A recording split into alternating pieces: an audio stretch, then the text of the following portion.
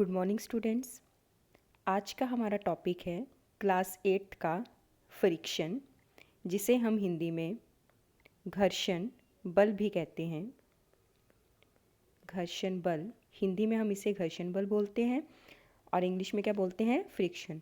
तो सबसे पहले बच्चे हम जानेंगे कि फ्रिक्शन है क्या। बेटा, आपने अपनी डेली लाइफ में देखा होगा, जैसे बच्चे बॉल खेलते हैं तो जब हम बॉल को फेंकते हैं तो कुछ दूरी पे जाके वो बॉल क्या होती है? रुक जाती है। यहाँ से तो हमने एक फोर्स लगा के एक बॉल पे एक फोर्स अप्लाई की और उसे फेंका, लेकिन कुछ डिस्टेंस पे जाके वो बॉल रुक गई। तो क्या कभी आपने सोचा ऐसा क्यों होता है? क्योंकि अगर कोई ऑब्जेक्ट रेस्ट पे है तो उसको स्टार्ट करने के लिए भी हमें फोर्स लगानी पड़ती है, और अगर कोई ऑब्जेक्ट मूव कर रहा है तो उसको रोकने के लिए भी हमें फोर्स लगानी पड़ती है। तो यहाँ से तो हमने फोर्स अप्लाई की, बॉल को फेंका, लेकिन वहाँ से कौन सी फोर्स लगी जिस वजह से बॉल रुक गई? तो बच्चे उसी फोर्स को हम बोलते हैं फोर्स ऑफ फ्रिक्शन, जो क्या करती है? बॉल को रोक देती है। अब वो फोर्स ऑफ फ्रिक्शन बॉल को कैसे रोकती है, हम उसे समझते हैं।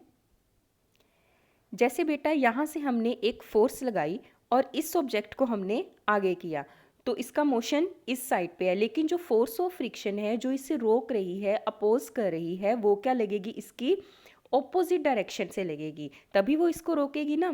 तो फोर्स ऑफ फ्रिक्शन क्या लगती है? ऑपोजिट डायरेक्शन से लगती है। जैसे ये बॉल है, इसको हमने इस साइड से फोर्स लगा के फेंका और ग्राउंड पर जाकर ये रुक जाएगी, तो ग्राउंड से फोर्स किस साइड से अप्लाई हुई? इसकी ऑपोजिट साइड से, इसकी विपरीत दिशा से। तो जो फोर्स ऑफ फ्रिक्शन है हमेशा मोशन की ऑपोजिट साइड पर लगती है। जिस साइड पे मोशन होगा उसकी विपरीत दिशा में ही क्या लगेगी? फोर्स ऑफ फ्रिक्शन, जिसे हम घर्षण बल कहते हैं। अब ये फोर्स कैसे लगती है, हम उसे समझते हैं। जैसे बच्चे हम इस एग्जाम्पल के माध्यम से समझते हैं। मान लीजिए ये एक ऑब्जेक्ट है जिसे मैंने इस वुडन ब्लॉक पे रखा हुआ है। अब मैंने इस ऑब्जेक्ट को मूव करना है, इस जगह से दूसरी जगह पर लेके जाना है। अगर मैं इसको यहाँ से फोर्स लगा के पुश करती हूँ तो यहाँ से आके यहाँ तक या थोड़ा सा आगे ये ऑब्जेक्ट रुक जाएगा। मतलब फोर्स ऑफ फ्रिक्शन क्या लगेगी? दूसरी साइड से लगेगी, ऑपोजिट डायरेक्शन से लगेगी। तो फोर्स ऑफ फ्रिक्शन कैसे लगती है? कौन से फैक्टर हैं जो इसे अफेक्ट करते हैं और कैसे लगती है? तो सबसे पहले बच्चे फैक्टर आता है सरफेस। सरफेस मतलब पृष्ठ कैसा है। जैसे मान लीजिए ये था ऑब्जेक्ट का सरफेस और ये सरफेस किसका है? वुडन ब्लॉक जिस पे मैंने वो ऑब्जेक्ट रखा हुआ है। तो बच्चे इन दोनों सरफेसेस के बीच में ये दोनों सरफेस क्या है? रफ सरफेस है। याद रखना है ये सरफेस कौन से हैं? रफ सरफेस है। इन दोनों के सरफेसेस के बीच में ये जो आपको दिख रही हैं ये इररेगुलरिटीज़ होती हैं, जिसे हम हिंदी में अनियमितताएं बोलते हैं। इन अनियमितताओं की वजह से क्या होता है? ये दोनों सरफेस क्या है? आपस में इंटरलॉक हो जाते हैं। इंटरलॉक होने का मतलब बच्चे आप ऐसे समझ सकते हो, जैसे आप चाबी को ताले में लगाते हो तो पूरी फिट हो जाती है ना, इसी तरह ये दोनों सरफेस आपस में इंटरलॉक हो जाते हैं। इंटरलॉक होने के बाद क्या हो जाता है? मोशन मुश्किल हो जाता है, डिफ़िकल्ट हो जाता है, इसलिए जो चीज़ मूव कर रही है वो रुक जाती है। तो इस तरह बच्चे फोर्स ऑफ फ्रिक्शन एक्ट करती है दो सरफेसेस के बीच में। जो सरफेसेस कौन से होते हैं? रफ सरफेसेस होते हैं, उनमें बहुत सारी इररेगुलरिटीज़ होती हैं, जिसकी वजह से ये दोनों सरफेस क्या हो जाते हैं? इंटरलॉक हो जाते हैं। इंटरलॉक होने की वजह से क्या होता है? फोर्स ऑफ फ्रिक्शन लगती है, क्योंकि इंटरलॉक की वजह से मोशन डिफ़िकल्ट हो जाता है और चीज़ वहाँ आकर रुक जाती है। इस पे हम और बात क्या समझ सकते हैं कि अगर सरफेस स्मूथ है, जैसे मैंने बोला कि ये वाला रफ सरफेस है, दोनों सरफेसेस रफ है जिसमें फोर्स ऑफ फ्रिक्शन ज़्यादा होती है, लेकिन स्मूथ सरफेस में फोर्स ऑफ फ्रिक्शन कम होती है। इसलिए बच्चे जब आप केले के छिलके पर पैर रखते हो तो आप फिसल जाते हो। क्यों? क्योंकि उसमें फोर्स ऑफ फ्रिक्शन क्या है? बहुत कम है।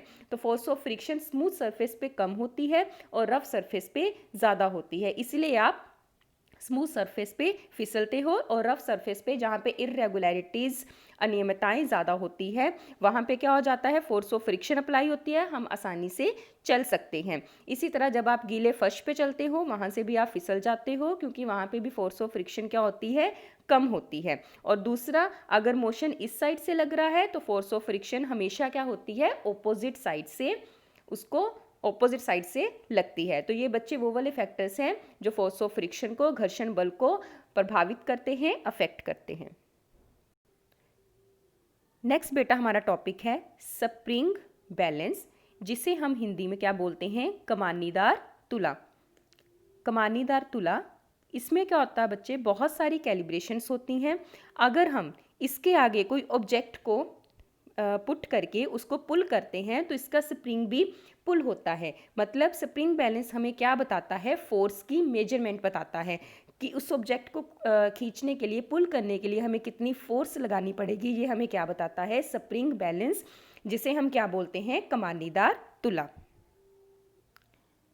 अब फ्रिक्शन बेटा कुछ टाइम हमारे लिए यूज़फुल भी होती है, फ़ायदेमंद होती है। कैसे? फर्स्ट है, friction is useful for many of our daily activities. Daily activities में बेटा बेस्ट एग्जाम्पल है हमारे चलने की।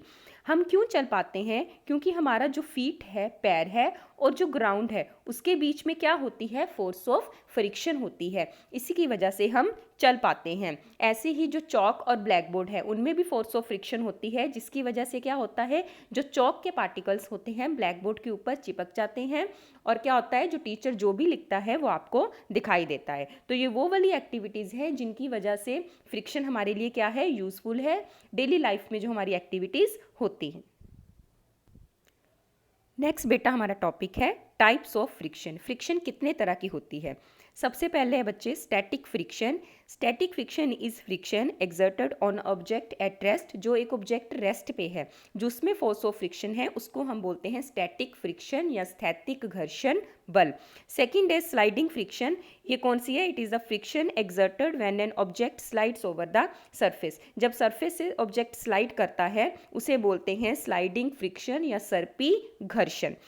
थर्ड है हमारे पास रोलिंग फ्रिक्शन। रोलिंग फ्रिक्शन क्या है? जब ऑब्जेक्ट रोल करके आता है, जो उसमें फ्रिक्शन है वो है रोलिंग फ्रिक्शन, जिसे हम लोटन बल भी बोलते हैं। इसे हम एग्जाम्पल के माध्यम से समझते हैं। इन तीनों एग्जाम्पल्स में बेटा तीनों फ्रिक्शंस घर्षण बल बताए गए हैं। सबसे पहले कौन सी है? Sliding friction. अब देखो स्टैटिक फ्रिक्शन। स्टैटिक क्या होती है बेटा? जब ये ऑब्जेक्ट रेस्ट पे है। जब ऑब्जेक्ट रेस्ट पे है तो उसको मूवमेंट में लाने के लिए हमें फोर्स क्या लगानी पड़ेगी? ज़्यादा। तो इसका मतलब जो स्टैटिक फ्रिक्शन होती है, स्टैटिक घर्षण बल होता है, वो क्या होता है? ज़्यादा होता है। उसके बाद है स्लाइडिंग। जब स्लाइड करके ऑब्जेक्ट आ रहा है, स्लाइड करके जो ऑब्जेक्ट आता है तो उसकी मूवमेंट को रोकने के लिए हमें थोड़ी फोर्स कम लगानी पड़ती है, तो इसलिए इसमें क्या है, स्लाइडिंग फ्रिक्शन क्या है, थोड़ी कम होती है। नेक्स्ट है हमारे पास रोलिंग फ्रिक्शन। रोलिंग फ्रिक्शन क्या होती है? जब ऑब्जेक्ट रोल करता है तो उसमें फ्रिक्शन बहुत कम हो जाती है। तो सबसे ज़्यादा कौन सी होती है? स्टैटिक फ्रिक्शन, उससे कम स्लाइडिंग, और सबसे कम कौन सी होती है? Rolling friction. रोलिंग फ्रिक्शन की वजह से ही बेटा आपने देखा होगा सूटकेस के नीचे टायर लगे होते हैं, छोटे से छोटा बच्चा भी हैवी सूटकेस को आसानी से खींच सकता है, क्योंकि उसमें फ्रिक्शन क्या है? बहुत कम है। अब बेटा कुछ केसेस ऐसे होते हैं जिसमें हमें फ्रिक्शन को बढ़ाना पड़ता है, इंक्रीजिंग फ्रिक्शन। कौन कौन से जिसमें हम घर्षण बल को बढ़ाते हैं? पहला है the soles of the shoes are groove to have a better grip and the tyres of the vehicles are treaded to increase the grip on the road. Third है the brake pads of the vehicles are rough to stop moving vehicles when the brake pads are applied. Gymnastic apply some cause substance on their hands for the better grip. इसे भी example के माध्यम से समझते हैं। जैसे बच्चे यहाँ आप देख सकते हैं, जो हमारे शूज़ होते हैं, शूज़ का जो नीचे वाला तला होता है, हिस्सा होता है, वो फ्लैट नहीं होता, उसमें ग्रूव्स होते हैं। ठीक है, वो क्यों होते हैं? ताकि वो क्या करें, फ्रिक्शन को बढ़ा सके, हमारे फीट और जो ग्राउंड है उनके बीच की फ्रिक्शन को वो बढ़ा सके। इसी तरह आप टायर का भी स्ट्रक्चर देखोगे तो टायर भी क्या है, टायर भी बिल्कुल फ्लैट नहीं ना होते, उनमें भी ऐसे बने होते हैं, जैसे इसमें ग्रूव टाइप बने होते हैं, इसमें भी इस तरह का डिज़ाइन होता है, स्पोक्स टाइप कुछ होता है, जिससे क्या है, फ्रिक्शन को बढ़ाया जा सके। और आपने कबड्डी प्लेयर्स देखे होंगे, जब वो खेलते हैं तो अपने हाथों में क्या रब करते हैं? वो मिट्टी रब करते हैं। क्यों? क्योंकि उन्होंने क्या करना होता है, दूसरे प्लेयर को पकड़ना है, उसको पकड़ने के लिए वो अपने हाथों के सरफेस को रफ करते हैं, ताकि फोर्स ऑफ फ्रिक्शन को क्या कर सके, बढ़ा सके, और जब वो दूसरे प्लेयर को पकड़े तो उनकी जो ग्रिप है वो क्या हो सके, स्ट्रांग हो सके। इसी तरह बच्चे कुछ केसेस होते हैं जिसमें हमें क्या करना पड़ता है, रिड्यूसिंग फ्रिक्शन। फ्रिक्शन को हमें क्या करना पड़ता है, कम करना पड़ता है। जैसे बच्चे आप कैरम बोर्ड की गेम ले लो, कैरम बोर्ड की गेम में क्या होता है, आपने सरफेस को स्मूथ बनाना है ताकि जिन गोटियों से आप खेल रहे हो वो आसानी से स्लिप करके आगे जा सके। तो यहाँ पे आप क्या कर रहे हो, पाउडर जब आप उसके ऊपर फेंकते हो तो आप क्या कर रहे हो, फ्रिक्शन को आप क्या कर रहे हो, कम कर रहे हो, ताकि आसानी से सरफेस को आप स्मूथ बना रहे हो, ताकि आसानी से जो रोटियां हैं आसानी से स्लिप करके दूसरी साइड पे जा सके। तो ये वो वाले केसेस है जहाँ पे हम फ्रिक्शन को कम करते हैं। इसमें हम एक और एग्जांपल ले सकते हैं, जैसे आपके घर में दरवाजे कई बार आवाज़ करने लगते हैं, तो उसमें आप क्या करते हो, तेल अप्लाई करते हो। उससे भी क्या होता है, फ्रिक्शन रिड्यूस होती है और आवाज़ आनी कम हो जाती है। ये जो तेल वगैरह हम यूज़ करते हैं इनको हम बोलते हैं लुब्रिकेंट्स, स्नेहक। ये क्या होते हैं, फ्रिक्शन को कम करने के लिए यूज़ किए जाते हैं। इसी तरह बेटा नेक्स्ट है हमारा wheel reducing friction. Wheels reducing friction में क्या है, जैसे हमने पढ़ा थर्ड टाइप में रोलिंग फ्रिक्शन। जब हम नीचे टायर लगा देते हैं व्हील्स के, इसके सूटकेस के नीचे हमने टायर लगाया हुआ है, रोलिंग फ्रिक्शन यहाँ पे काम कर रही है, तो उससे क्या है, फ्रिक्शन बहुत कम हो गई है, जिसकी वजह से क्या है, छोटे से छोटा बच्चा भी हैवी से हैवी सूटकेस को आसानी से एक जगह से दूसरी जगह पर लेके जा सकता है। तो this is all about friction. I hope आप सबको क्लियर हो गया होगा। Thank you.